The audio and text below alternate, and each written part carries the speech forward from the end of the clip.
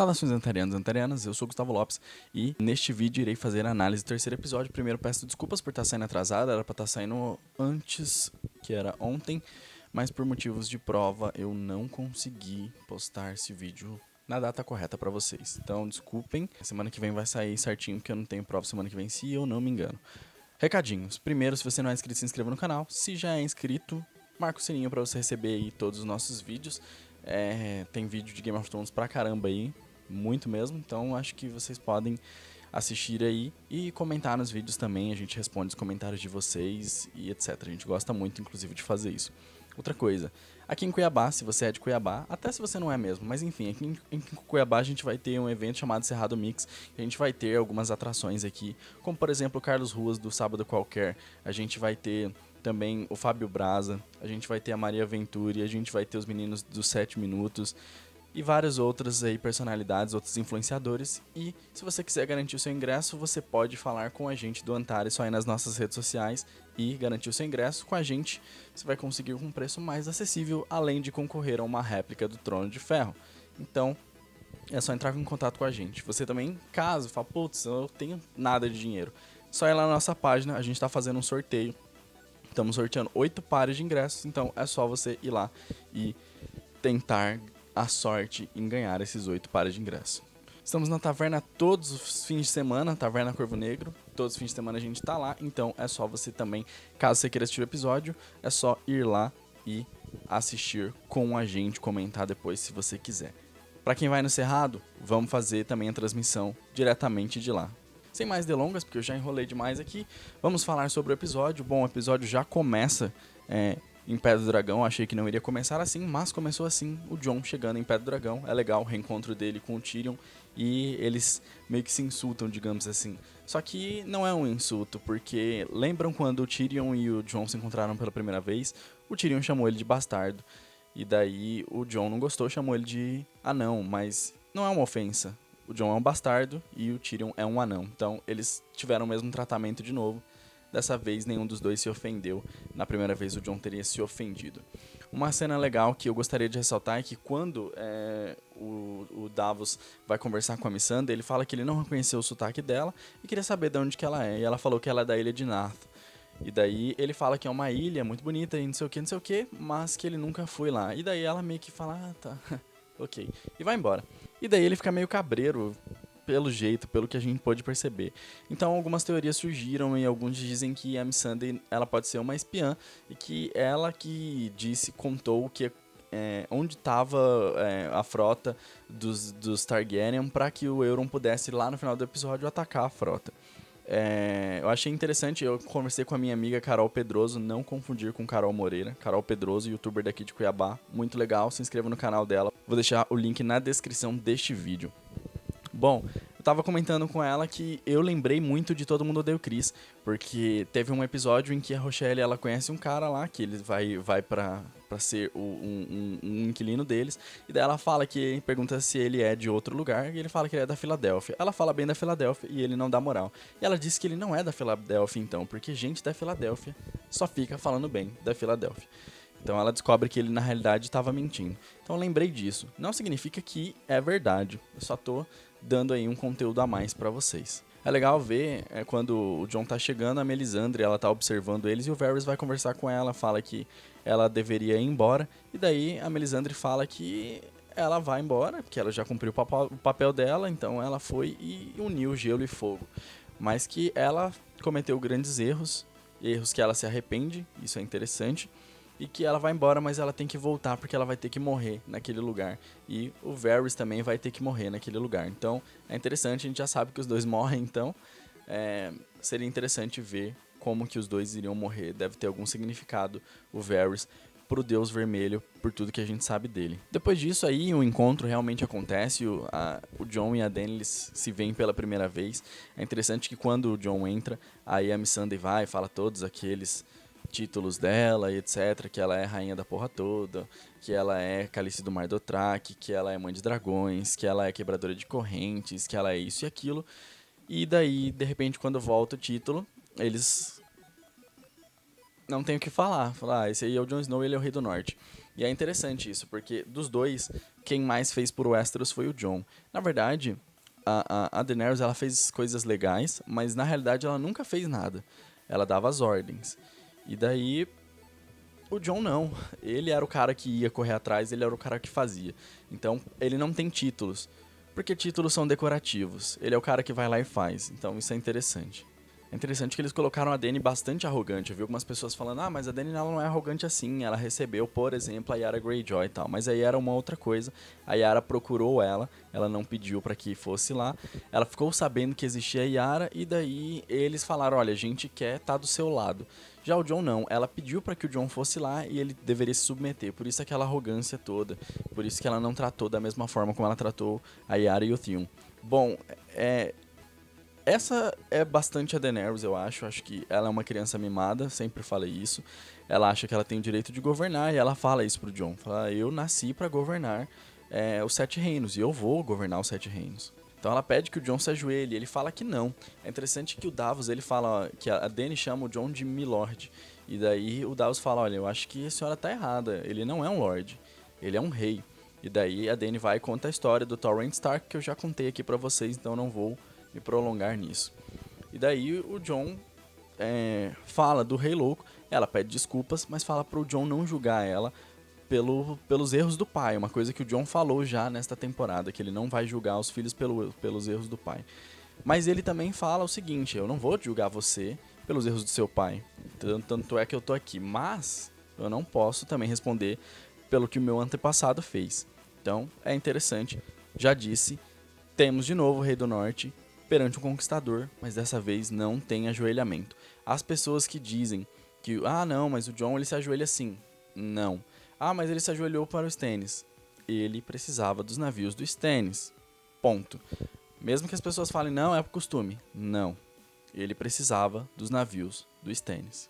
Depois de algumas trocas de farpas ali, digamos assim, o Jon vai e apresenta ali o problema verdadeiro. Ele fala, olha, tem uns mortos aí, uns White Walkers, e eles vão chegar aqui e vão acabar com todo mundo.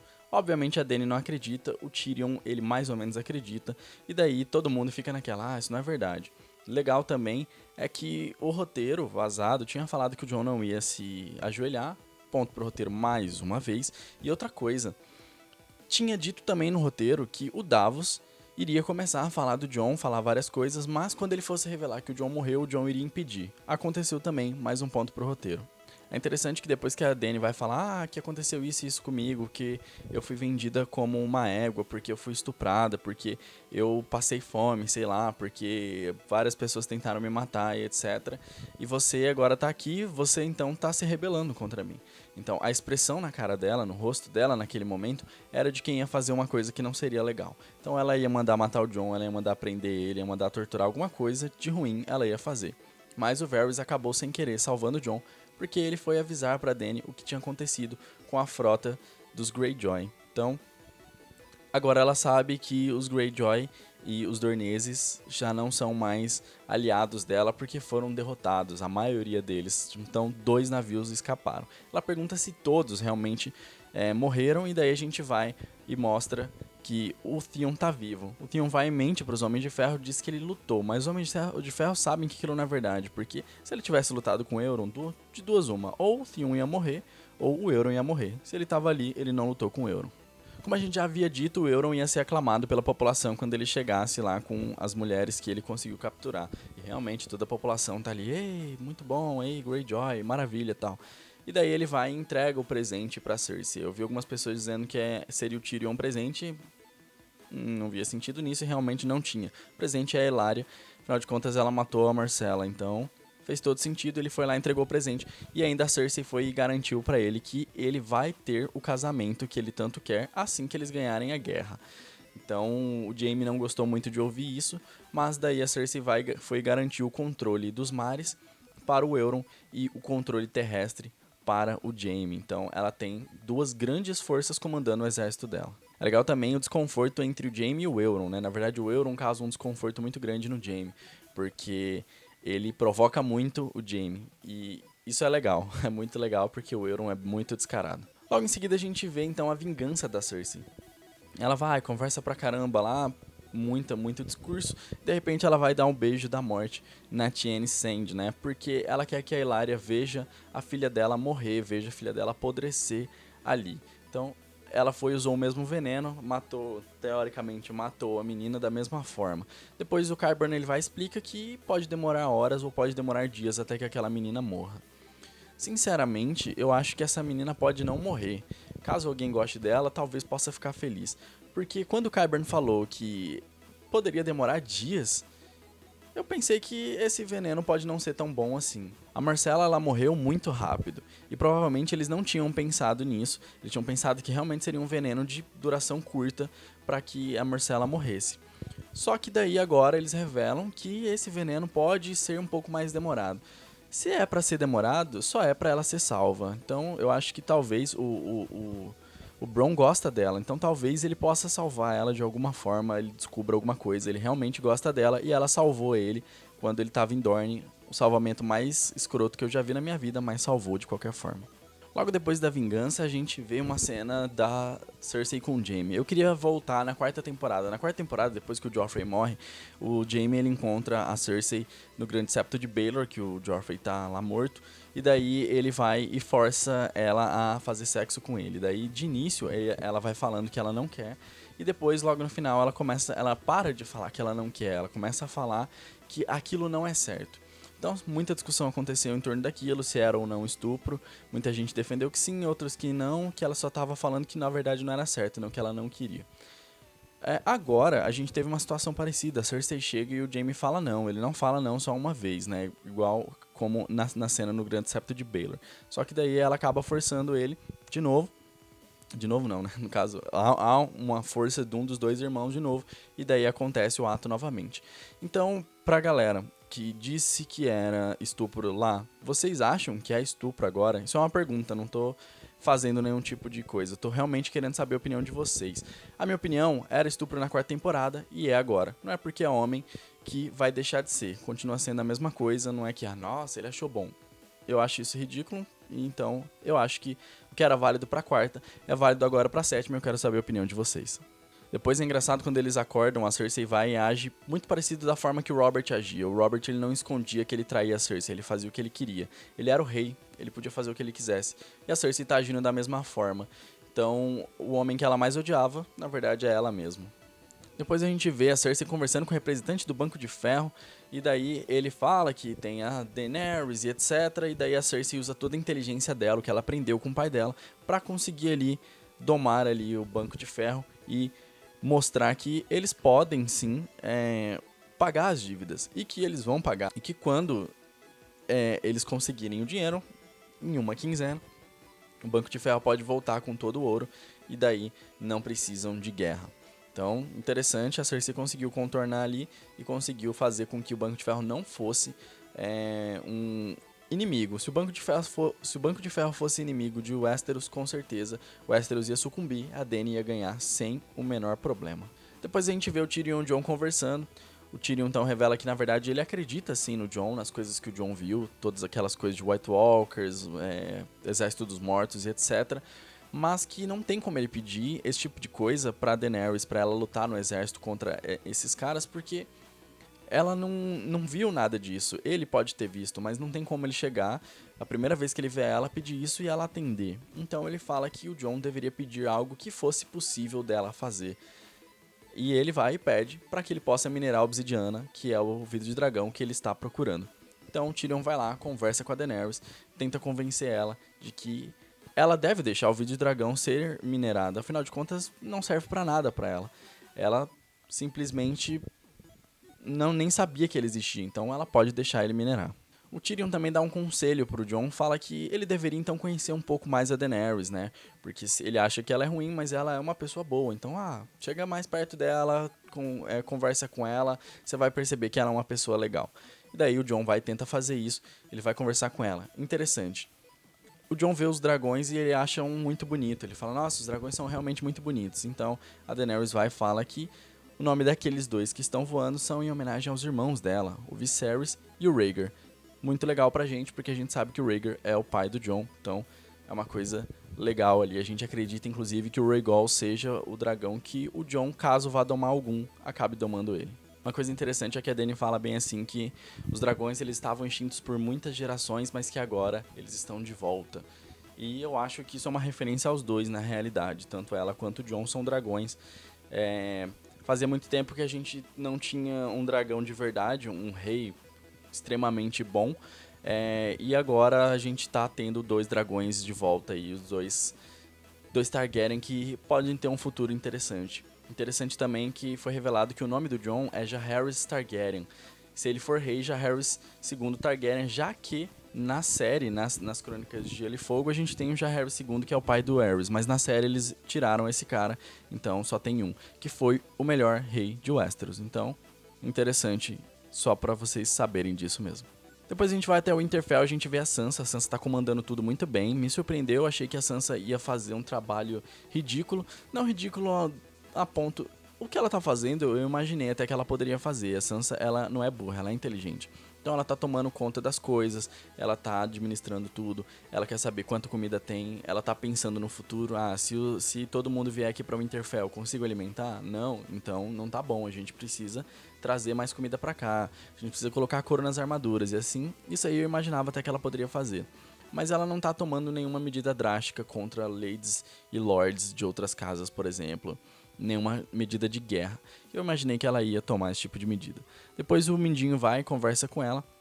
E daí ele revela qual é a forma de pensamento dele. Ele fala que ele luta todas as batalhas, a todos os momentos, em todos os lugares. E que ela deveria fazer o mesmo. Ótimo conselho. Eu acho que vai ser a ruína dele esse conselho. Inclusive, eu acho que a Sansa vai acabar usando isso. E talvez já até use pra derrotar o Mindinho quando chegar a hora. Os dois são interrompidos por um cara que chega lá falando: ó, senhora, tem alguém ali no portão. Quando ela chega, é o Bran. E aí a gente tem uma cena de reencontro muito emocionante. Foi a primeira vez que eu vi a Sansa tão emocionada novamente. Quando ela encontrou o Jon, ela gostou, ela abraçou ele, ela se desculpou com ele, etc. Mas o Bran é o irmão dela, realmente, irmão de sangue, ela ama ele. E por mais que ela goste do Jon, foi muito bom ela ver o rosto do Jon novamente. A Sansa nunca amou o Jon. Na verdade, ela, por muito tempo, ela desprezava o Jon. Então, a afinidade dela é muito maior com o Bran, então achei muito legal. Depois a gente vê o Bran conversando com ela, falando que ele é o Corvo de Três Olhos, ela quer que ele volte a ser Lorde, mas na realidade ele não pode ser o Lorde. Ele é o Corvo de Três Olhos agora. Eu acho que vai ter algum tipo de conflito, eu gostaria que tivesse algum tipo de conflito desse tipo. Que a Sansa fosse questionada, que ela não fosse mais a Lady, porque agora o Bran voltou. Eu gostaria de ver qual seria a atitude dela. Eu achei que a série iria explorar isso, mas pelo jeito não vai. Eu gostaria que tivesse isso.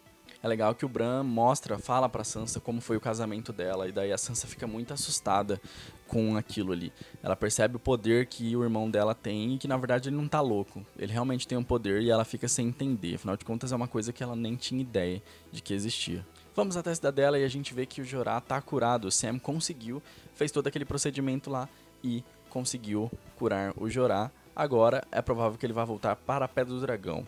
Antes, uma cena muito bonitinha, o Sam estende a mão pro Jorah e os dois apertam as mãos. Muito simbólico, afinal de contas agora o Jorah tá curado do Escamagres. Outra coisa legal é que o Jorah ele deve voltar para a Pedra do Dragão. Se for rápido a viagem dele, ele deve chegar a encontrar o Jon. O Jon foi o cara que foi escolhido para ser o sucessor do Jorah Mormont, que é o pai do Jorah. Então, a gente deve ter algum encontro interessante. Afinal de contas, o Jon tem a Garra Longa que era a espada do Jorah. Então, outra coisa legal. A gente pode ter uma certa afinidade, talvez, entre eles por conta dessa ligação. Logo depois disso, a gente vai pra guerra em Rocher do Casterly. A gente vê o Tyrion narrando toda a guerra. Primeiramente, os Imaculados não estão conseguindo. E depois eles conseguem, eu já tinha falado isso no vídeo. Eu achava que aquilo era Jardim de Cima, mas eles usaram praticamente a mesma coisa nas duas guerras ali. Na verdade, acho que até o mesmo castelo. Só que um a gente filma externas e outro a gente filma internas. Então, por causa disso, houve uma certa confusão, porque não foram duas locações diferentes. Mas aconteceu o que eu achei que ia acontecer. Eles entraram ali por dentro de uma passagem secreta, conseguiram dominar a Rocher do Casterly e derrubaram a Rocher do Casterly, mas na realidade era uma armadilha. O exército do Jaime estava na realidade na Campina, junto com o exército da Campina também, né, com o Randyll Tarly comandando ali, então eles conseguiram derrotar os Tyrell. Além disso, Euron Greyjoy foi lá e armou toda aquela cilada, queimou toda a frota dos Targaryen, e agora os Imaculados vão ter que voltar em marcha para a Pedra do Dragão.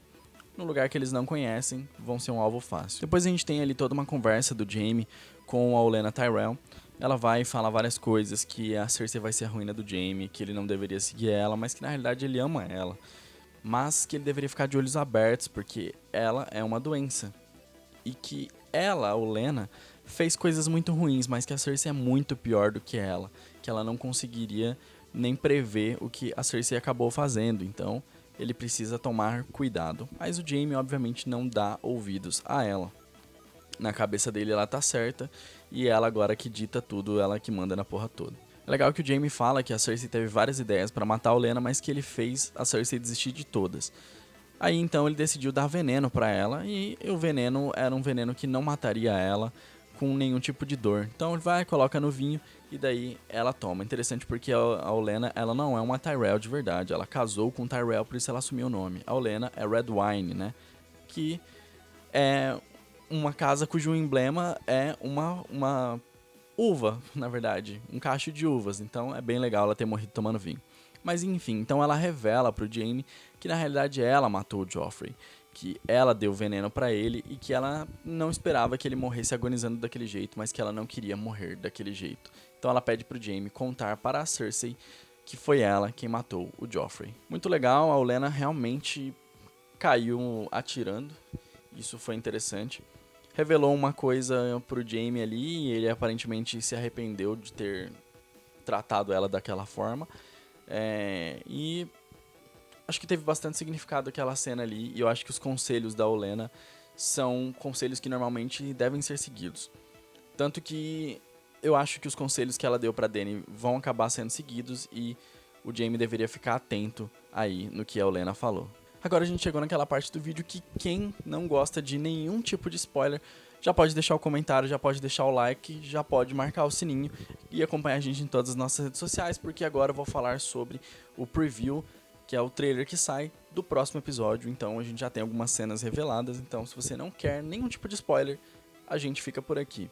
Mas se você quiser, eu vou começar agora. Sempre lembrando que eu deixo sempre o computador aqui do meu lado e eu vou passando aqui com vocês, eu vou assistindo meio que com vocês aqui o que tá acontecendo. Bom, a primeira coisa que acontece é que a Cersei, ela tá com o cara do Banco de Ferro lá, de Bravos. E daí ela, aquele lugar que ela mandou pintar, ela chega até aquele lugar lá e ela fala bem assim que o que ela tá querendo agora, o objetivo dela praticamente, é que ela quer pegar todos os reinos de volta pra ela e que ela quer comandar cada pessoa que esteja nesses reinos. Então, ela quer mandar em todo mundo e ela quer mandar em todo lugar. Então, esse é o objetivo dela agora. Ela tá apresentando o plano pro cara do Banco de Ferro de Bravos. Daí, logo em seguida, a gente vê a Dany, tá lá na praia, em Pedra do Dragão. Ela tá conversando com o Jon.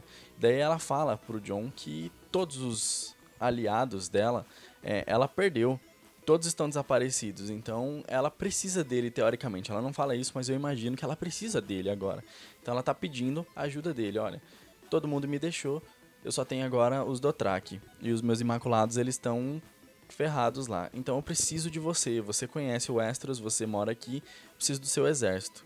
Então é uma cena interessante porque a Dany agora finalmente precisa dele. Ela achava que não precisava. Na próxima cena a gente já vê o Jaime e o Bronn. Eles estão ali em algum canto. Tem bastante formações rochosas. Então eu imagino que talvez eles já estejam até voltando para Rochedo Casterly, porque a Campina não costuma ter tantas coisas assim. Então acho que talvez eles já estejam retornando para Rochedo Casterly. Ou talvez seja algum outro canto da Campina que eu possa não conhecer. Mas a Campina normalmente lá é mais plano, assim, não tem tantos rochedos igual, por exemplo, tem no Vale, ou tem Rochedo Casterly mesmo, que é um rochedo inteiro. A gente vê também que lá no fundo a gente tem tipo uns exércitos, né? O exército deles com algumas carrocinhas e tal. A gente já tinha visto algumas imagens, a gente sabe que vai ter uma grande batalha aí com os dragões. E daí a gente vê o cara do Banco de Ferro com a Cersei falando que assim que o ouro chegar, eles vão poder contar com o Banco de Ferro. Então o Banco de Ferro não tá ainda confiando não. Fala, ó, quando o ouro chegar, pagou sua dívida? Ah, então agora você pode contar com a gente de novo. A gente vê a imagem do Jaime abrindo ali um carrinho que tá cheio de ouro. Eu imagino que esse ouro aí não seja Lannister, eles devem ter pego lá na Campina esse ouro ou algum outro canto. Ou talvez tenha sido até mesmo tipo um chamariz, não sei. acho que essa última opção é a menos válida. Mas não sei porque os Lannisters já estavam sem ouro, então é provável que eles não consigam ter tanto ouro assim para pagar a dívida com o Banco de Ferro. Mas é interessante que a gente vê que os caras estão preocupados mesmo com o dinheiro. Depois a gente tem uma cena muito interessante, porque a gente vê o Mindinho puxando a adaga dele de aço valeriano. Do jeito que ele puxa, parece que ele vai matar alguém. Seria muito interessante se ele tentasse matar o Bran. Por que seria interessante? Talvez ele entenda como uma ameaça e talvez ele ache que realmente o Bran precise morrer. O Bran tentou ser, já quase foi morto com essa adaga, seria legal se tentassem de novo. Mas essa adaga também pode estar endereçada à Arya também. A Arya pode chegar nesse episódio, e chegando nesse episódio, talvez o Mindinho, aliás, entenda ela como uma ameaça maior ainda. Tente matar. A gente viu algumas imagens que a Arya vai estar com essa adaga, então de alguma forma o Mindinho perde essa adaga e a Arya consegue. Em seguida a gente vê a Daenerys, ela fala que já chega de planos inteligentes, então é hora de botar o pau pra quebrar mesmo. Ela tem dragões, e daí a gente vê os exércitos Lannister voltando. É interessante que a gente vê ali um fogo, alguém tá acendendo uma tocha e esse alguém é o Jon. Então ele tá em algum lugar escuro ali, está acendendo uma tocha que ele tá minerando obsidiana, talvez ele tenha encontrado alguma coisa. A gente vê o Podrick caindo ali em Winterfell, tá treinando provavelmente com a Brienne, e a gente vê o Theon retornando pra Pedra do Dragão, provavelmente, com os Homens de Ferro ali. E aí a gente vê uma cena interessante, porque a gente vê o Jon, a Missandei e a Daenerys entrando em algum lugar, ele tá com aquela tocha que ele tava acendendo, e ele deve estar querendo mostrar alguma coisa pra Dany. Então, algo interessante. Depois a gente vê a cara do Mindinho, a gente vê a Brienne com um posicionamento que talvez seja de quem esteja decapitando alguém, hein? Então talvez podemos ver Mindinho sendo decapitado. Não sei se já tão logo assim, mas talvez a gente veja o Mindinho perdendo a cabeça. E a Arya ali observando o Winterfell, então talvez ela realmente chegue neste episódio em Winterfell. Daí a Sansa pensando, talvez pensando em matar o Mindinho, talvez pensando depois de ter matado o Mindinho, ou refletindo em qualquer coisa do tipo. E a Daenerys voando aí no dragão dela, no Drogon. A gente vai ter uma guerra muito louca de dragões. E é isso aí. Bom, pessoal, é isso aí. Esse foi o vídeo de hoje. Espero que vocês tenham gostado. Deixe a opinião de vocês nos comentários. Peço desculpa de novo pelo atraso. Peço para que vocês acompanhem a gente nas nossas redes sociais e acompanhem a gente nos eventos que a gente está indo, que a gente está fazendo. Seria muito legal se a gente tivesse o apoio de vocês para a gente fazer mais eventos em Cuiabá, eventos em outros lugares também, conforme a gente for crescendo. A gente precisa de vocês para dar força para a gente continuar crescendo. Então, muito obrigado se você assistiu esse vídeo até aqui e até a próxima.